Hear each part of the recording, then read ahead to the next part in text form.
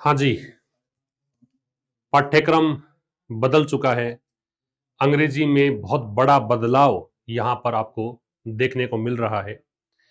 RAS fourth paper का हम discussion करेंगे।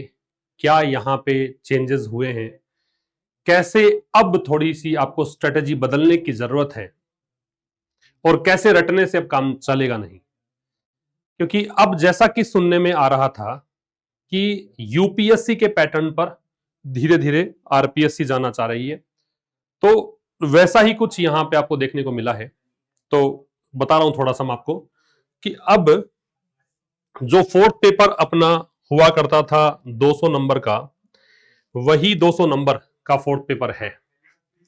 ठीक है, हिंदी प्लस इंग्लिश मिला के 200 नंबर का पेपर आपका आज तक पूछा गया है और वही हिंदी प्लस इंग्लिश 200 मार्क्स का अब भी पूछा जा रहा है। लेकिन बदलाव है। क्या बदलाव है? मोटा मोटा बदलाव बता दूं मैं आपको कि अब हिंदी जो है वो 90 मार्क्स की कर दी गई है, इंग्लिश जो है वो 70 मार्क्स की कर दी गई है। तो फिर आप कहोगे कि सर 200 मार्क्स हैं तो ये तो 160 ही हुए, तो बाकी 40 का क्या है? तो बाकी 40 जो है वो हिंदी या इंग्लिश दोनों में से किसी भी लैंग्वेज में, जिस लैंग्वेज में आप कंफर्टेबल हैं, जिस लैंग्वेज में आप लिख सकते हैं, उसका खेल हो गया है। तो सबसे पहली चीज तो हिंदी जो 90 मार्क्स की है उसको भी मैं ये मान लेता हूं कि 80 मार्क्स की ही हिंदी है, क्योंकि 10 नंबर का यहां पर भी इंग्लिश का सेगमेंट है। कैसे? आपको वैसे जैसे पहले पूछते थे वैसे ही यहां पे भी ट्रांसलेशन पूछा जाएगा। अनुवाद ये देखो दे रखा है, इंग्लिश टू हिंदी, अंग्रेजी अनुच्छेद का हिंदी में अनुवाद, अंग्रेजी अनुच्छेद का हिंदी में अनुवाद आपसे पूछा जाएगा। तो ये सेगमेंट जो है वो किसका है? इंग्लिश का ही है। ठीक है ना? भी 3 पार्ट है आपके, संक्षिप्तीकरण, पल्लवन, अनुवाद। तो अनुवाद 10 नंबर का है और ये इंग्लिश वाले सेगमेंट में ही आप डील करेंगे। तो इंग्लिश का 10 नंबर का तो यहां से मैटर, ये सेम है। पहले भी आपसे इंग्लिश टू हिंदी ट्रांसलेशन पूछते थे, अब भी पूछेंगे। यहां कुछ चीजें सेम रखी गई हैं, कुछ चीजों में बदलाव है। वो क्या बदलाव है, क्या चीजें सेम है, वो हम डिस्कस कर लेते हैं। देखो, एक तो घबराने की आवश्यकता नहीं है, मैं आपको जल्द ही ये बता दूंगा।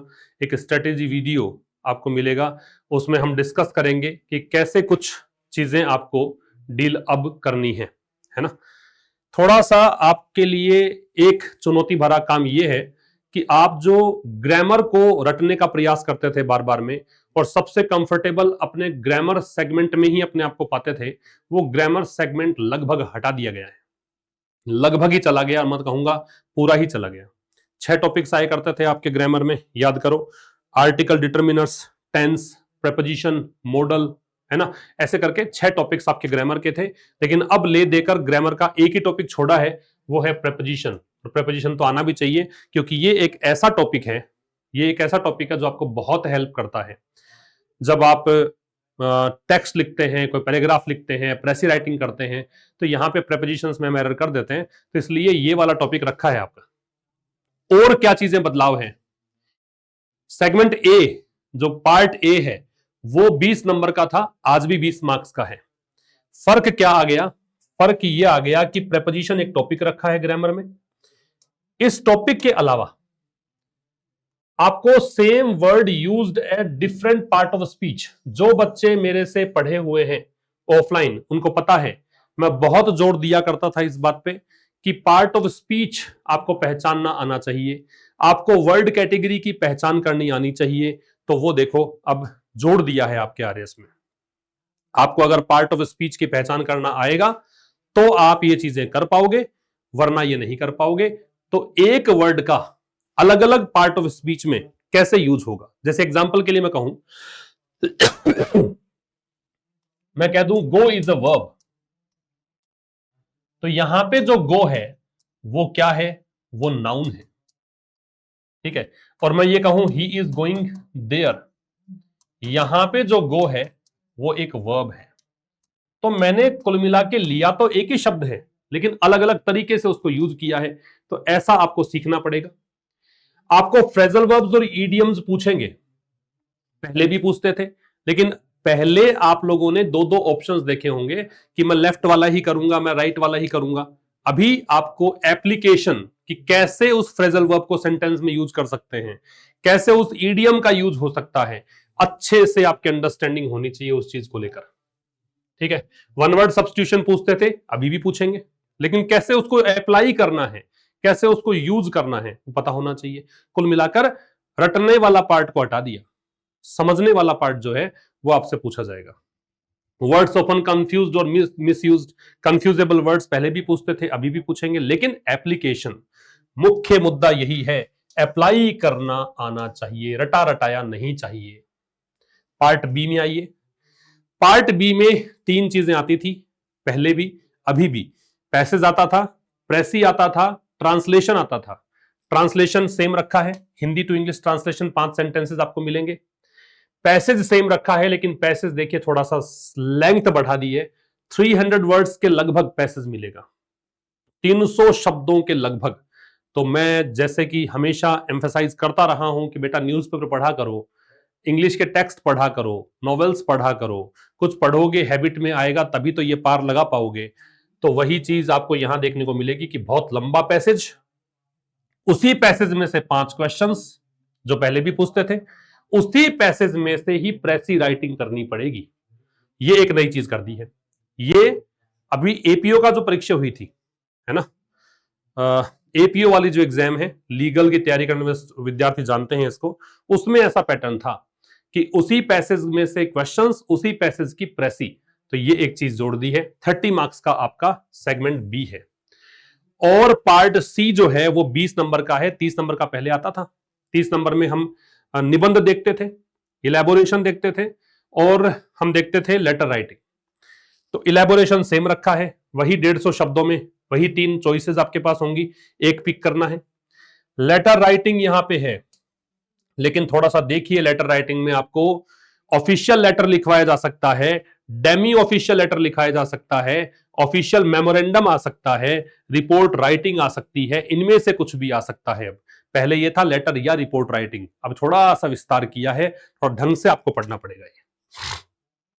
और मुख्य मुद्दा ये जो नया जोड़ा है, ऐसे जोड़ दिया है यूनिट 3 में। टोटल 40 मार्क्स का ऐसे है, लेकिन इसमें चॉइस दी गई है कि जिस भाषा में आप कंफर्टेबल हो उस भाषा में लिख सकते हो। आपको 600 शब्दों में लिखना पड़ेगा। 600 शब्द जब मैं बोल रहा हूं तो लगभग आपको अपनी आंसर राइटिंग वाली जो शीट है उसके 6 पेजेस भरने पड़ेंगे। कितने पेजेस भरने हैं? 6 पेजेस आपको भरने हैं। ठीक है, तो 6 पेजेस भरने हैं और इन टॉपिक से आपको पूछेंगे। लैंग्वेज, लिटरेचर या कल्चरल हेरिटेज से, सोसाइटी गवर्नेंस या पब्लिक अफेयर्स से, साइंस, टेक्नोलॉजी, एनवायरमेंट और सस्टेनेबल डेवलपमेंट से। कुल मिला के मैं इसको ऐसे जोड़ दूं कि जितना तुम पढ़ते आए हो फर्स्ट, सेकंड, थर्ड पेपर में, उन्हीं में से ही कुछ ना कुछ आपसे पूछेंगे। तो ये तो आपका विषय जो आप तैयार करते आए हो, जिसके तुम आदी रहे हो, वही चीजें तुम्हें पूछनी है। यहाँ पे 600 शब्दों में लिखना आपको आना चाहिए। इसी में से कोई टॉपिक मिलेगा जो भी तुम पढ़ रहे हो, तो एक्स्ट्रा आपको तैयार करने की जरूरत मेरे हिसाब से यहाँ पड़ेगी नहीं। लेकिन अगर आप हिंदी माध्यम के हैं, हिंदी भाषा में प्रवीण है, तो हिंदी में लिख पाएंगे। यहां लिख रखा है कि ईदर हिंदी और इंग्लिश। ठीक है, और हिंदी भाषा में नहीं निपुण है, इंग्लिश में निपुण है, इंग्लिश मीडियम से है तो आप इंग्लिश में लिख पाएंगे। तो ये एक एक्स्ट्रा फीचर जोड़ दिया गया है। तो भाई ये कुछ बदलाव है, घबराना मत, सबके लिए नया है, चिंता करने की कोई बात नहीं। हम नए सिरे से, नए तरीके से, नई स्ट्रेटेजी लेकर दोबारा से इस मैदान में कूद पड़ेंगे। जल्द ही एक वीडियो मैं आपके लिए बनाऊंगा कि क्या स्ट्रेटेजी हमारी होनी चाहिए इंग्लिश को डील करने की, और साथ ही एक नया कोर्स लॉन्च कर देंगे हम, ताकि आप इसको डील कर सको। जो बच्चे जुड़ चुके हैं कोर्स में वो भी घबराएं नहीं, उनको भी ये जो वीडियोस मैं यहां बनाऊंगा नए, वो आपको फ्री ऑफ कॉस्ट, उसी फीस में जिस फीस से तुम रजिस्टर्ड हो, जिस फीस में तुम जुड़े हो आशीष क्लासेस एप्लीकेशन पर, उसी फीस में आपको अलाउ कर दिया जाएगा। घबराने की कोई आवश्यकता नहीं है। तो ये कुछ पाठ्यक्रम है भाई, ठीक है। तो आप एक बार तो बाकी चीजें भी देखिए और किसी विषय में क्या बदलाव है मैंने बाकी कुछ देखा नहीं है।